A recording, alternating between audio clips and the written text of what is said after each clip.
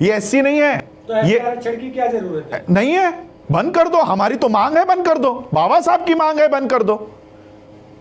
बाबा साहब ने कहा था 10 साल के लिए दिया है, 10 साल के बाद बंद कर दो, बंद कर दो और हमको हमारा सेपरेट इलेक्ट्रेट दो। बाबा साहब ने सेपरेट इलेक्ट्रेट की मांग की थी।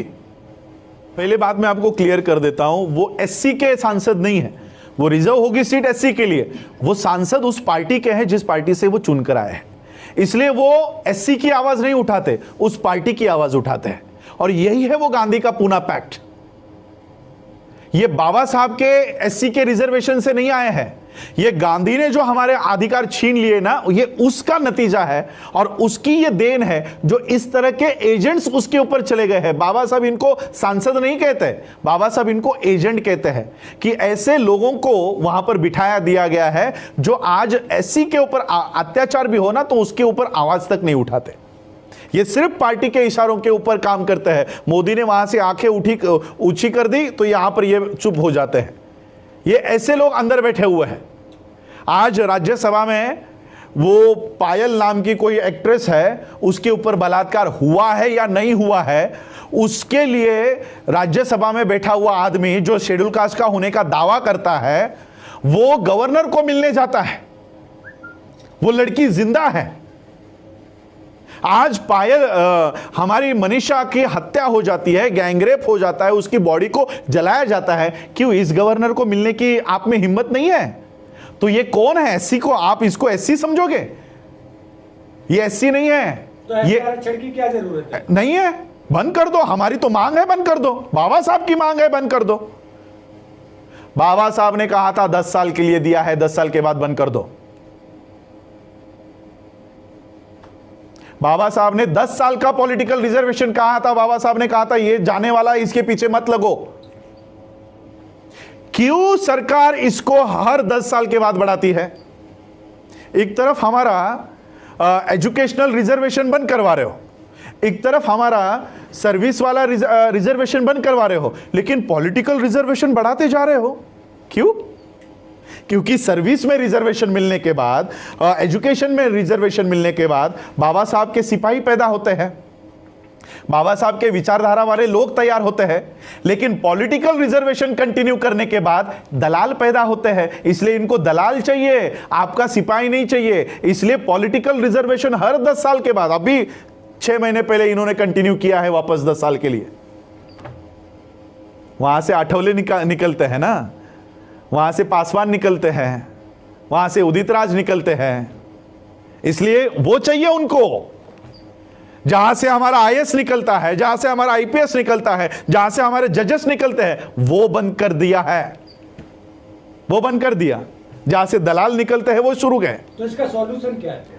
बंद कर दो और हमको हमारा सेपरेट इलेक्ट्रेट दो। बाबा साहब ने सेपरेट इलेक्ट्रेट की मांग की थी। आज एससी के सीटों पे कौन चुनाव वोट डालते हैं? और जो हिंदू फेवर का हो, ब्राह्मण फेवर का हो, उसी को एससी का गधा चुनकर आ सकता है, लेकिन एक कर्तव्यगार व्यक्ति एससी के सीट से चुनकर नहीं आ सकता। कितनी एससी के सीट्स है मुझे बताओ कि बीएसपी जीतकर आई है? सारे एससी के सीटों पे बीजेपी जीत के आई है। तो कहां है ये? क्या बीजेपी एससी की पार्टी है? क्या डिसीजन मेकिंग में एससी का कोई भी एक आदमी बीजेपी के उस बॉडी पर है? यानी एससी के जगहों पर किसका कब्जा है? बीजेपी का। क्या बीजेपी एससी की पार्टी है? क्या कांग्रेस एससी की पार्टी है? एससी की पार्टी कौन है? बीएसपी है। तो बीएसपी को एससी की जगह पर भी आप चुनकर नहीं आने देते, तो यानी जो हमारा था वो भी आपने ले लिया। बीएसपी हमारी पार्टी है, वहां से तो एससी के कैंडिडेट्स को चुनकर आने देना चाहिए था, वहां से भी बीएसपी को निकाल दिया। तो कहां रहा रिजर्वेशन? हमारा ये रिजर्वेशन नहीं है, रिप्रेजेंटेशन है। मुझे बताओ उस संसद में एससी का प्रतिनिधित्व कौन कर रहा है? मुझे बताओ। रिजर्वेशन छोड़ दो कि 30 सीटें आपके लिए रिजर्व है, रिजर्वेशन छोड़ दो, रिप्रेजेंटेशन की बात करो। कितने लोग एससी के ऊपर अन्याय हुआ, किसने इस्तीफा दिया? प्रतिनिधि कौन है? हमारा प्रतिनिधि। अगर हमको प्रतिनिधि रास्तों के ऊपर ही चुनना है, देखो मैं आज आप लोगों के माध्यम से इस देश के प्रधानमंत्री को चेतावनी देना चाहता हूं। मैं अपने शब्दों को पूरी तरह से होश हवास में इस्तेमाल कर रहा हूं। मैं इस देश के प्रधानमंत्री को चेतावनी देना चाहता हूं, आप संसद में बहुमत में होंगे, आप राज्यसभा में बहुमत में होंगे, लेकिन देश में हम बहुमत में हैं। देश में हमारी संख्या ज्यादा है। अगर इस देश के संविधान को उसके साथ खिलवाड़ करने की कोशिश की, एक भी एमएलए और एक भी एमपी को रास्तों के ऊपर घूमने नहीं देंगे। एक भी एमपी और एमएलए को घूमने नहीं देंगे। और जो एससी का है सबसे पहले तो उसको पीटेंगे, ओपन वाले को बाद में पीटेंगे, ओपन वाले को बाद में पीटेंगे, एससी वाले को पहले पीटेंगे।